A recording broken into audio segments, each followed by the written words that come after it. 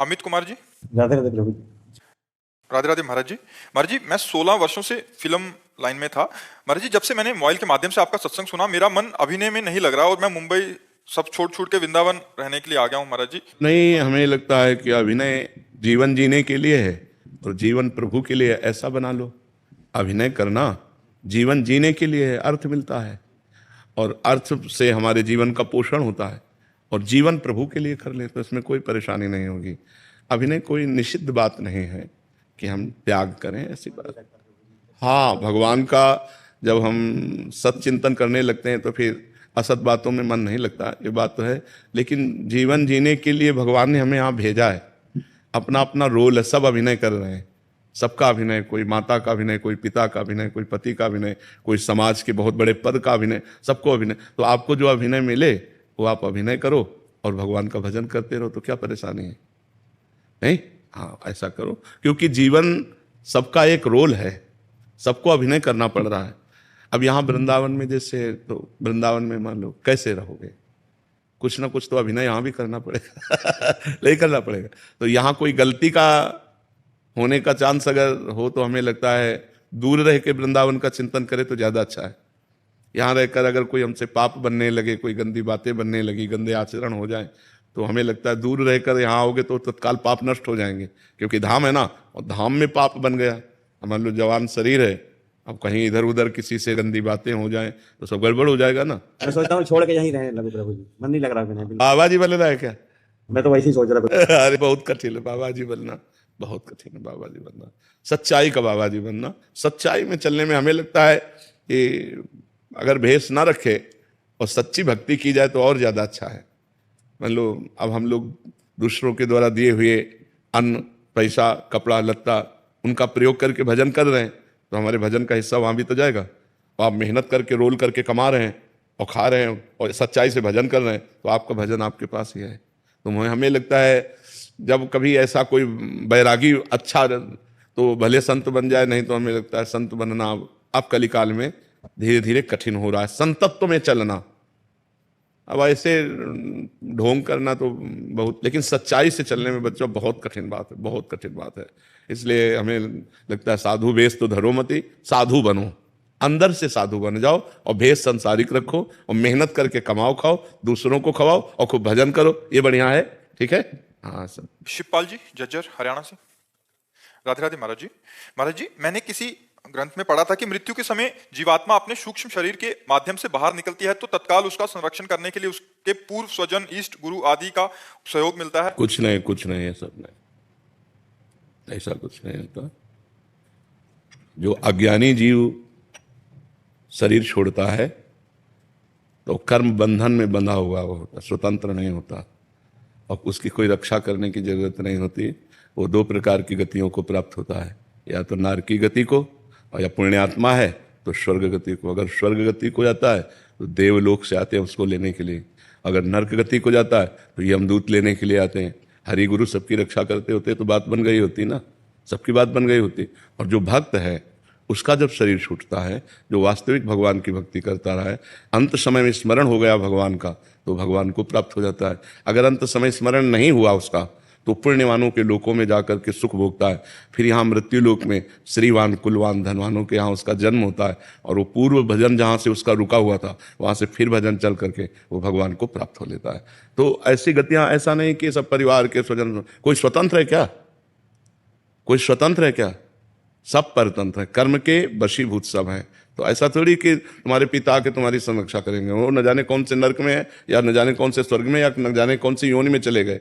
वहाँ कोई परिवार स्वजन संबंधी तुम्हारा थोड़ी है, शरीर तक है, शरीर का काम खत्म, कर्म बंधन से वो जीव कहाँ कीड़ा बनेगा जाके, कि देवता बनेगा जाकर, कि क्या बनेगा, उसका कोई ये सब प्रमाणिक किसी ग्रंथ में लिखा हो तो हमें बताओ, क्योंकि जहां तक बचपन से हम ग्रंथ ही पढ़ते रहे हैं। समझ आ रहा है आपको? ये बात ऐसा है, जीव स्वतंत्र नहीं है, जीव परतंत्र है, कर्म के परवर। और जिस दिन कर्म पर विजय प्राप्त कर ली उसने, तो फिर वो तो भगवान का स्वरूप हो गया। ब्रह्मविद ब्रह्मवि भवति, वो तो परमात्मा स्वरूप, उसका कहाँ आना जाना है। जैसे तरंग समुद्र में लीन हो गई तो समुद्र हो गई, तरंग का अस्तित्व खत्म हो गया। तो जब जीव को ज्ञान हो गया तो ब्रह्मविद ब्रह्मवि भवति, वो ब्रह्म स्वरूप हो गया। उसका कहीं आना जाना नहीं, सर्वत्र व्याप्त कण कण में परमात्मा में लीन हो गया, समा गया। जैसे तरंग समुद्र में लीन हो गई, अब खोजने पर भी तरंग नाम पता नहीं चलेगा। तरंग वायु विकार, तो जीव माया विकार, माया विकार नष्ट हुआ, परमात्मा स्वरूप हो गया। जब आना जाना है तो वो जहां आना जाना है वहां के पार्षद ले जाएंगे, माता पिता परिवार ये सब, इन सब का प्रवेश नहीं है जी। राजेश कुमार जी, राधे राधे महाराज जी। महाराज जी, जब ये शरीर भक्ति करने योग्य था तब ये शरीर प्रपंच में रहा, परंतु गुरुदेव भगवान भजन नाम जब अभी शुरू किया है, अब ये शरीर एक अवस्था में नहीं बैठ सकता महाराज जी। नहीं, बैठना भक्ति नहीं है, भक्ति का स्वरूप है तदर्पिता अखिलाचारिता तद स्मरणेन परम व्याकुलते, देवर्षि नारद जी कहते हैं। हमारे हर आचरण भगवान के अनुकूल हो और भगवान को समर्पित हो। अनुकूल का तात्पर्य है शास्त्र धर्म मर्यादा के अनुसार अब हमारे आचरण हो, कोई भी आचरण धर्म के विरुद्ध ना हो, पाप आचरण नहीं होना चाहिए, और वो कर्म भगवान को समर्पित होना चाहिए। जो भी कर्म करें भगवान को समर्पित करें, और उठते बैठते चलते फिरते खाते पीते सोते जागते जब हमारी स्मृति आवे, राधा राधा राधा राधा, जो भगवान नाम प्रिय है वो नाम हम जप कर रहे हैं, इसी का नाम भक्ति है। भगवान की लीला कथाओं को सुनना, भगवान की पूजा करना, भगवान के भक्तों का संग करना, भगवान जहाँ जहाँ जो लीलाएं किए उन तीर्थ स्थलियों में जाना, तो ये सब भक्ति के अंतर्गत आता है। बैठना कोई साधना भक्ति की नहीं है कि हम बैठकर ही भजन, नहीं, हम फावड़ा चलाते हुए, झाड़ू पोछा लगाते हुए, व्यापार करते हुए, नौकरी करते हुए भी भगवान की भक्ति कर सकते हैं। नाम जप, निरंतर नाम जप का अभ्यास करें अंदर ही अंदर, और बाहर व्यवहार करते रहें तो क्या फर्क पड़ता है। तो भक्ति का स्वरूप है भगवद स्मृति, प्रभु से चित्त जोड़े रहना, मैयासक्त मना, भगवान में मन जोड़ना। अगर हमारा मन प्रभु में जुड़ा हुआ है तो हमारी भक्ति हो रही है। वो हम चाहे पढ़े हैं तो पढ़े हैं, हमारा मन भगवान में जुड़ा हो। शरीर की स्थिति को भगवान नहीं देखते। आप गंगा जी में खड़े होकर गलत चिंतन कर रहे हैं तो आपको गलत चिंतन का फल मिलेगा। गंगा जी में खड़े होकर गलत चिंतन करें तो गलत चिंतन का फल मिलेगा। और आप सोच में बैठ करके बढ़िया चिंतन कर रहे हैं तो आपको बढ़िया फल मिलेगा। शरीर सोच में है या गंगा जी में, इससे मतलब नहीं ज्यादा, खास मतलब है आपका चिंतन क्या है। आपका चिंतन यदि भगवान का है तो आपकी भक्ति हो रही है। आपका चिंतन संसार का है तो वृंदावन में रहते हुए भी भक्ति नहीं हो रही है। चिंतन भगवान का चाहिए। जैसे आपने त्राटक के बारे में बोला, वो चाहता था कि वैसा नहीं हो सकता बैठे हुए। त्राटक बोला था एक बिंदु पर। हाँ, देखो, सबके लिए सब साधन नहीं है, सबके लिए सब साधन नहीं है। अब जो हमारे सामने जैसे 500 जवान साधक है तो उनको तुम बोलेंगे यार 1 घंटा तो बैठो पद्मासन में, अब वो जवान है वो आराम से बैठ सकते हैं। अब ये बात सबके लिए नहीं है। अब वो विरक्त है, उनके लिए अल्पाहार करो, 4 घंटे सो, ऐसे चलो। अब गृहस्थ आदमी 4 घंटे सो के कैसे चल पाएगा, उसको तो 7 घंटे चाहिए, और वो अल्पाहार करेगा तो फावड़ा कैसे चलाएगा, उसके लिए तो अच्छा भोजन चाहिए। तो ये देखना चाहिए कि उपदेश किसको दिया जा रहा है। अगर उपदेश विरक्त को दिया जा रहा है तो उसमें से जो बातें हमारे लायक है वो हम ले लेते हैं, बकाया वो तो विरक्त के लिए है। अपने को देखना है, अपने गृहस्थ हैं, अपना सतमार्ग कैसे चलना है, या कभी किसी बात पर संशय हो तो पूछ लेना चाहिए, जैसे अभी पूछा। ठीक है जी।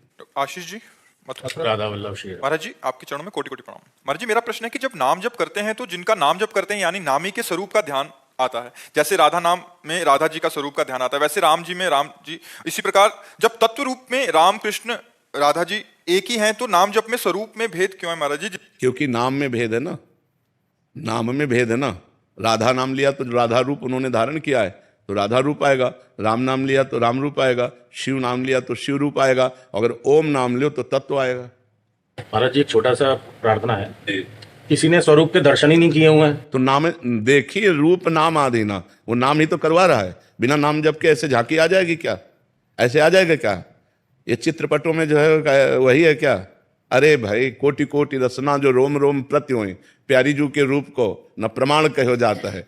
जो को कोटि कलप लगी जीवे, रसना कोटिक पावे, तो रुचिर बदनार बिंद की शोभा कहत ना आवे। जब हम राधा राधा राधा राधा राधा बहुत जपेंगे, हमारा मन निष्पाप होगा, तब राधा रूप झलकेगा, और जब राधा रूप झलकेगा तो प्रेम में हो जाओगे।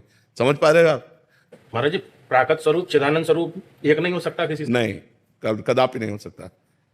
भगवान का कभी प्राकृतिक रूप होता ही नहीं है।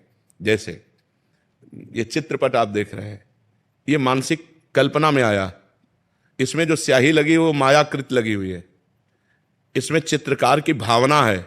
जैसे मानो ये सखी है तुंग विद्या जो, तो ऐसी है तुंग विद्या जो, कल्पना कर सकते हैं।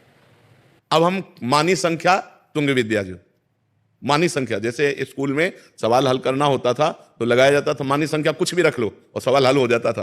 तो मानी संख्या तुंग विद्या जो, अब हम इन्हें मान के हे तुंग विद्या जो पूजन करते हैं और ध्यान में तत्पर होते हैं, तो हम प्राकृतिक तुंग विद्याजू के रूप का चिंतन करते हुए चिदानंद रूप में पहुंच जाएंगे। ये जो हमारा प्राकृतिक स्वरूप है, आज तक कोई स्याही ही नहीं बनी जो श्याम सुंदर की श्यामता है। आज तक वो कोई गोरा वर्ण ही नहीं है जो हमारी प्यारी जू का है।